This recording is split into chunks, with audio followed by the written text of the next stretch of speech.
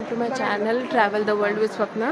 आज आलो आहोत आपण अजंठा लेणीला आणि आपण सगळे केव्स बघणार आहोत तिथले। चला मी तुम्हाला दाखवते प्रत्येक केव मध्ये काय काय आहे। अजंठा केव्स हे महाराष्ट्रामधले वर्ल्ड हेरिटेज साइट आहेत आणि औरंगाबादहून 100 किलोमीटरवर ही अजंठा लेणी आहे आणि ज्याला आपण डिटेल प्रकारे बघणार आहोत, त्याच्या गोष्टी जाणणार आहोत आणि याचे महत्त्व जाणणार आहोत। तर चला बघूया। हे एंट्रन्स गेट आहे अजंठा लेणीचे आणि इथून आपण आत प्रवेश करणार आहोत। आत प्रवेश केल्यावर आपल्याला पहिले तिकीट काउंटर मिळेल। तर पार्किंगसाठी ते 100 रुपये घेतात आपल्याकडून आणि प्रत्येक व्यक्तीचे 15-15 रुपये घेतात। तर आपण इथे आल्यावर पहिले तिकीट काढायचे। दिस इज द तिकीट काउंटर आणि इथे व्हेकल पार्क करायचे आणि इथून मग तुम्हाला एक मार्केट येतं। मार्केट क्रॉस करून तुम्हाला बस थ्रू पुढे अजंठाला जायचं आहे। म्हणजे जिथून लेणी स्टार्ट होतात तिथे बस थ्रू जायचं आहे। पण इथे पण प्रवेश करायला तुम्हाला पहिले तिकीट काढावं लागतं।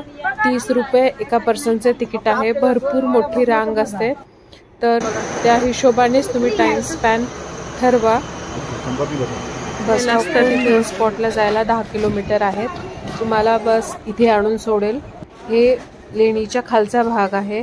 इथून तुम्ही परत लाईन वाईज आत जावा। इथे तिकीट काढायचं आहे। 40 रुपीज पर पर्सनचं तिकीट आहे आणि मग तिथून तुम्ही वरती चढायला लागता। तर इथे आपण तिकीट काउंटरवर तिकीट काढतोय 40 रुपये पर पर्सनचे आणि त्याच्यानंतर पुढे जाणार आपण।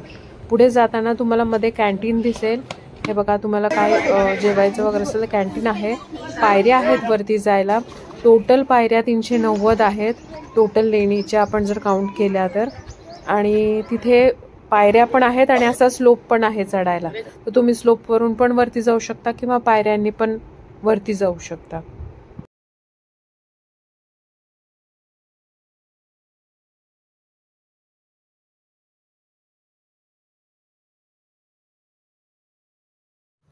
थोडं चालेल। वरती गेल्यावर थोडंसं पाणी पिऊन आपण पुढे जाऊ शकतो। खाण्याच्या गोष्टी जनरली इथे काढू नका, कारण ही जी माकड आहेत ती आपल्या हातातून हिसकटून घेतात ते। हा लेणीचा फुल व्ह्यू आहे आणि त्याच्यानंतर हा आलो होत आपण पहिल्या केव्ह मध्ये। तर पहिल्या केव्ह मध्ये 500 गोष्टीची इन्फॉर्मेशन दिली आहे। हे राजा होता, त्याने 500 गोष्टी त्याच्या ज्या घडल्या त्या गोष्टींची इथे इन्फॉर्मेशन दिली। इथे एक गोष्ट दाखवली गेली आहे की तिथला जो राजा होता त्यांनी वैराग्य घ्यायचं ठरवलं। पण तिथे पहिले असं होतं की पत्नीच्या आदेशाशिवाय आपण वैराग्य घेऊ शकत नव्हतो किंवा तिच्या परवानगीशिवाय आपण वैराग्य घेऊ शकत नव्हतो। त्यांच्या लग्नाला 12 वर्ष झाली होती। पण मग ते राजा वैराग्य घेऊ नये म्हणून त्यांनी डान्सर्स हे ते सगळे बोलवले होते। पण बुद्ध भगवान काय तिथून हे झाले नाहीत। मग एक चिऊर घेतलेले जे पंडित होते त्यांचं प्रवचन ऐकलं त्या दोघं नवरा बायकोंनी आणि त्याच्यानंतर त्यांच्या बायकोचं जी राणी होती तिचं मन परिवर्तन झालं आणि तिने वैराग्य घ्यायला त्यांना परवानगी दिली। मग त्याच्यानंतर त्यांनी ते वैराग्य घेतलं आणि पुढे गेले। आता ह्या पिक्चरमध्ये जे राजा आणि राणी आहेत ह्या दोघांचंच जे फेस आहे ते सेम आहे। मागे पण सेम आहे, पुढे पण सेम आहेत। पण बाकीचे जे कॅरेक्टर्स आहेत इथे ते प्रत्येकाचं फेस वेगळं वेगळं दाखवलेलं आहे। चला आता आपण पुढे आणि बघूया की अजून ह्या स्टोरीमध्ये काय होतं। तर पुढच्या स्टोरीमध्ये आपण त्याचं महत्त्व जाणून घेऊ। आता आपण पुढे जाऊयात। इकडे बुद्धांचं पहिलेचं जेव्हा ते राजा होते तेव्हाच दाखवलंय की बाथरूममध्ये ते प्रभामंडळमध्ये बसलेले आहेत आणि ते सोन्याच्या आसनावर बसलेले आहेत। तर हे सगळं दाखवलेलं आहे। तेव्हा 3 डायमेन्शनल पिक्चर्स होते। आता हे पोल्स एकामागे एक आहेत, ते सगळे तशा वेनी पेंट केले होते। साईडला पद्मपाणी ह्यांचं पण आहे, ज्याच्यासाठी अजंठा फेमस आहे। अजंठा ह्याच पेंटिंगसाठी इथे खूप फेमस आहे। तर हे पद्मपाणी ह्यांचं हे पेंटिंग आहे आणि खूप सुंदर, विलक्षणही सुंदर हे पेंटिंग आहे। ह्या लेणीमध्ये बुद्ध भगवानची जी मुद्रा आहे ती लोकांना उपदेश देताना, प्रवचन देताना आहे, जी हरणं पण बसून तिथे ऐकत आहेत। त्याच्या बाजूला आहे वज्रपाणी, ज्यांची ज्वेलरी आणि दागिने पण खूप फेमस आहेत. लोक हे पण बघायला येतात इथे. पण अजंठा लेणीला आणि आता बघितलं केव नंबर 1. आता आपण चाललो इथून केव नंबर 2 ला. तर चला मी तुम्हाला दाखवते केव नंबर 2. हे आहे केव नंबर 2. ते मिक्स करून ते सुकल्यानंतर त्याला चुना लावायचा. मग आता इथे जो गेरू मिळतो रेड ऑक्साईड, त्याचा पेन्सिल्स तयार करायचा आणि मग आउटलाईन द्यायची. मूर्ती नेहमी मेन डोरला 180 डिग्री क्रॉस सेक्शनला असते. आता 5व्या शतकामध्ये त्यांनी जेव्हा ही चित्र काढली तेव्हा कॉपरचे मिरर त्यांनी तो सूर्यप्रकाश रिफ्लेक्ट करायचा, त्याच्यामध्ये चित्र काढले. बरोबर. पण 1819ला क्लिनिंग संपलंय. आता असे केमिकल्स लावायचे, त्याच्यामध्ये ते पॅराथ्रम आणि इथेल ॲसिटेटचे कंपाऊंड आहे. मग ते त्याच्यात डिझॉल्व्ह झाले की मग त्याला स्मूथ कॉटनने काढायचं. याला आपण हाफ क्लीन म्हणतो. हाफ कशामुळे, जे डार्क आहे ते ॲक्च्युली मधून ग्रीन आहे, ते लेअर बाय लेअर काढावं. आता इथे काम सुरू होतं. ही जी चित्र आहे ती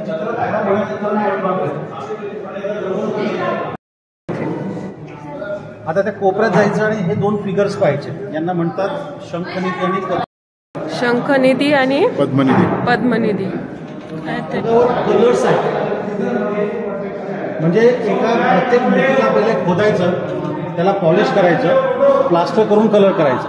म्हणजे मूर्तीचं खोदकाम हे या सर्कल्सला मंडल म्हणतात. आणि मंडल हे आपल्याकडे पूर्णत्वाचं प्रतीक आहे, सिम्बॉल ऑफ कम्प्लीटनेस. सुरुवातीला सगळीकडे पिक्चर्स होते. हे एंजल्स आहेत, पण इंडियन एंजल हा एक कॉम्प्लेक्स सब्जेक्ट आहे. हे खाली जर असतील हिरीवाली तर यांना यक्ष म्हणायचं. हेच वजन उचलताना असतील यांना किचक म्हणतात. कपल्सच्या हातात जर म्युझिकल इन्स्ट्रुमेंट असेल तर त्यांना गंधर्व म्हणायचं. आणि त्यांच्या हातात जर फुलं असतील तर त्यांना विद्याधर म्हणायचं. या कोपऱ्यामध्ये कुबेर आणि त्यांची पत्नी दाखवली. तुम्ही वेरूळमध्ये गेला तर हे कुबेर आणि हरिती सगळीकडे दिसतात. यांना 500 मुलं. इथे कुबेर देवांची आणि हरिती यांची बायको आणि त्यांचे 500 मुलं असे दाखवलेत शिक्षण करताना. जे समोर मुलं आहेत ते खुशीखुशीने अभ्यास करतात आहे, साईडचे मुलं इकडे तिकडे बघतात आहे आणि मागचे मुलं थोडीशी टाइमपास करतात आहे, असं इथे दाखवलं गेलंय. शिवलेलं शर्ट घातलाय त्यांनी. बरोबर आहे. त्या बाल्कनीमध्ये जी लेडी तिच्या हातात आरसा आहे. बरोबर आहे. उजव्या हाताची मोठं मेकअप बॉक्समध्ये त्याचं चिकन आहे. हे लोक इंटरनल गेम्स खेळायचे सारीपाटासाठी. यांचे जर तुम्ही अँथ्रोपॉलॉजिकल फीचर्स पाहिले तर ते दक्षिण भारतीय वाटतात. आणि अशा सिल्कच्या बॉर्डर असलेल्या लुंग्या ते आजही घालतात. बरोबर आहे. झोपाळ्यात झुलं झुलण्याचं कल्चर होतं. हा जो प्रिन्स आहे बघा, त्याच्या पाठीमागे एक लोड आहे, त्याला चेक्सचं कव्हर आहे. बरोबर. ज्याला आपण जरबरी म्हणतो ते मद्रास चेक्स आहे. आणि खाली हे रोमन शिप आहे, जहाज. भारताचा रोमशी व्यापार होता. अरे बापरे. Indo Roman sea trade. आणि हे माठ दिसतात का पुढे, यांना अँफोरेज म्हणतात. त्या अँफोरेज मधून रोमन भारतात येताना ऑलिव्ह ऑइल आणि अँफोरेज म्हणून रोमचं श्रीमंत वर्ग पहिल्या दिवसापासून तिळाचं तेल परफ्यूम ऑलिव्ह ऑइल मध्ये वेळ आहे. त्याच्या न्यूट्रिशनचे काही संबंध नाही. 3 हेड 1 बॉडीचं आहे.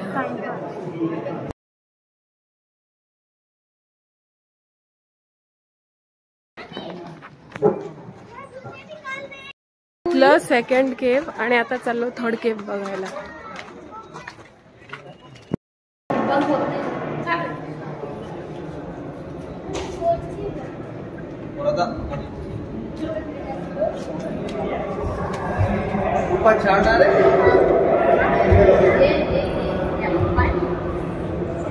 आपण जे प्रायमरी स्कूलला शिकलो ना टाइप्स ऑफ रॉक्स जिओग्राफीमध्ये, तर हा अॅमेट्रोलाइट व्हॉल्कॅनिक क्रॅक बेसॉल्ट आहे.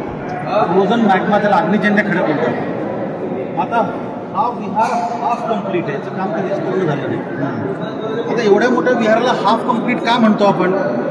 पिलर्सचं डेकोरेशन नाही झालेलं, भिंतीचं खोदकाम बाकी आहे, पॉलिशिंग बाकी आहे, अनेक खुल्या पण खोदायच्या बाकी आहेत. मुख्य प्रतिमा पूर्ण आहे पण बाकीच्या अपूर्ण आहे. आणि बुद्धांच्या पायाखाली एक शिलालेख आहे संस्कृत भाषेमधला, ब्राह्मी लिपीतला. तिथे लिहिलं आहे की मथुरादास नावाच्या व्यापाऱ्याने या लेणीकरता पैसा दिला. म्हणजे हू स्पॉन्सर्ड. आपण जसे नाव लिहितो ना स्पॉन्सरशिप, तसं पूर्वी पण होतं. आपला जो मेन इंटरेस्ट आहे आपल्याला या खोल्या पाहायच्यात आता, पण त्या जवळून बघता येईल सर. पहिले मूर्ती बघा, मग खोल्या बघा. तिथं दिसली का तुला खाली? 5 आणि 6 अशा रिकाम्या केव्स आहेत ज्याच्यामध्ये काम पूर्ण झालेलं नाहीये. चल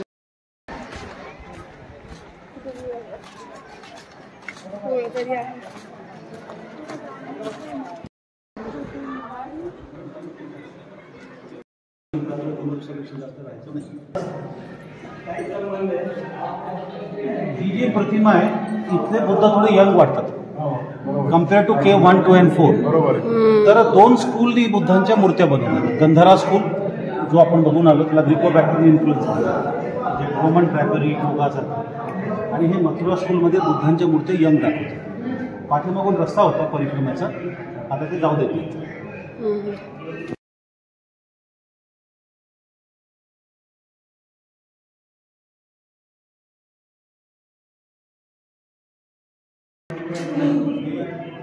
मानना तो पड़ेगा भाई.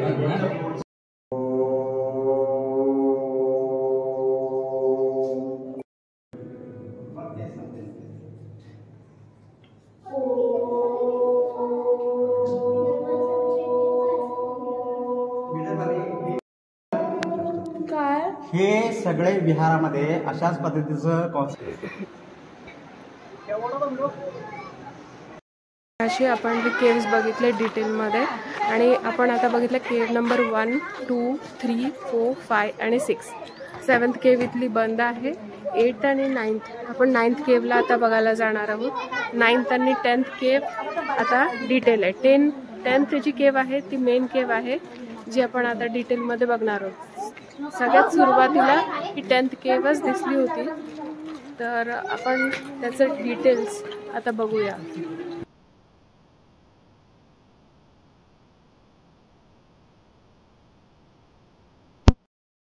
विहार पाहिले, विहारामध्ये एक स्क्वेअर हॉल असतो, भिंतींना खोल्या असतात.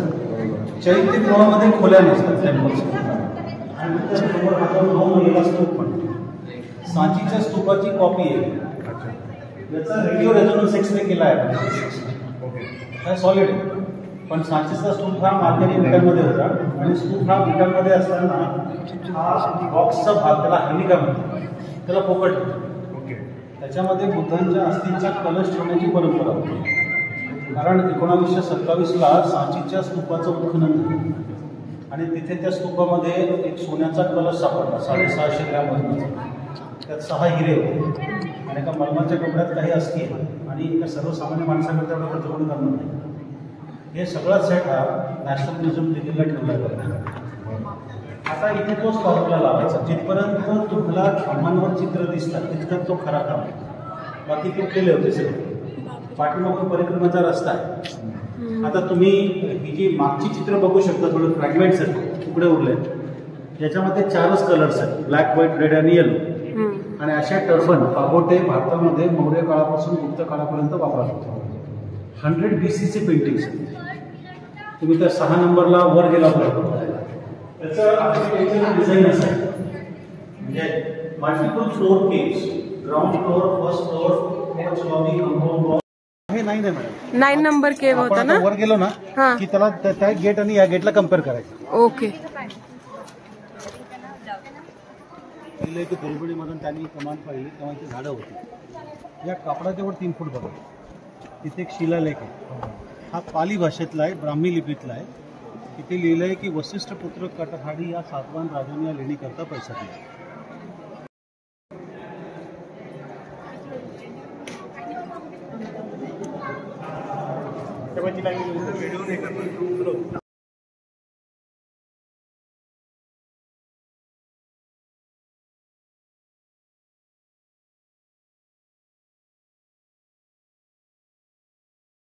इथला 10th केव, हा केव अजंठा लेणीच्या इथे स्थित आहे, आणि समोरच्या ह्याच्यावरून जॉन स्मिथला फर्स्ट ह्याचं टोक दिसलं होतं, आणि त्याच्यावरून हे अजंठा लेणी फाइंड आउट झाली, आणि पुढे ह्याचं क्लीनअप झालं.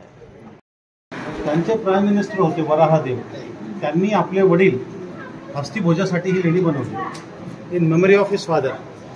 असा तो शिलालेख इथे आहे 16 ओळी. हस्तिभोज म्हणजे? हस्तिभोज हे वराहदेवांचे वडील होते.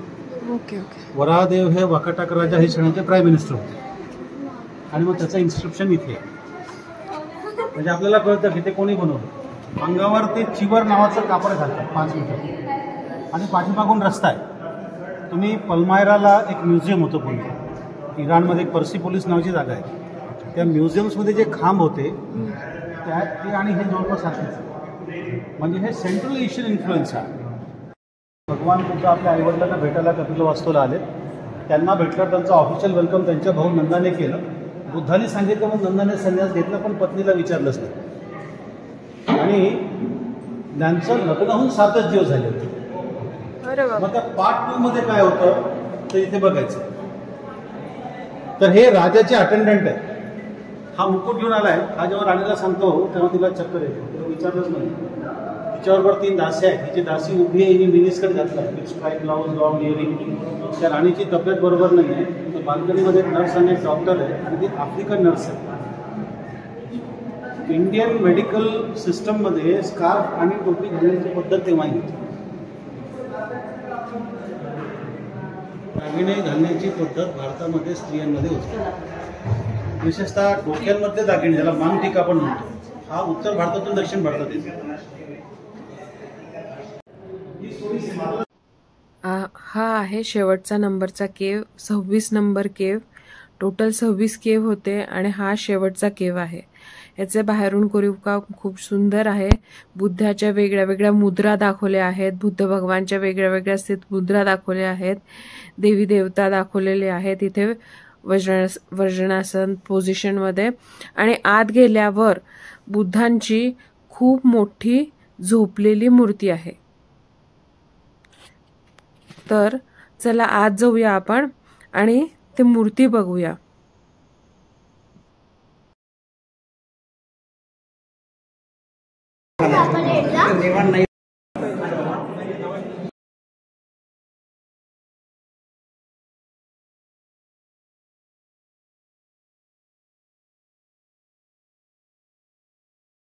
तुम्हाला माझा हा अजंठाचा व्लॉग आवडला असेल तर माझ्या चॅनलला जरूर सबस्क्राईब करा, लाईक करा आणि शेअर करा.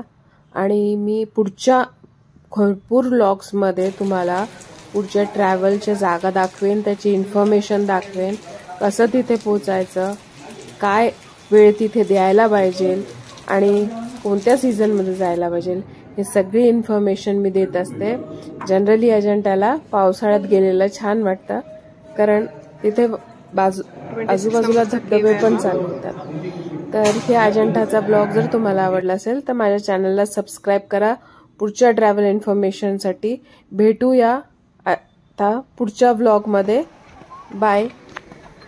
सबस्क्राईब करा माझ्या चॅनलला.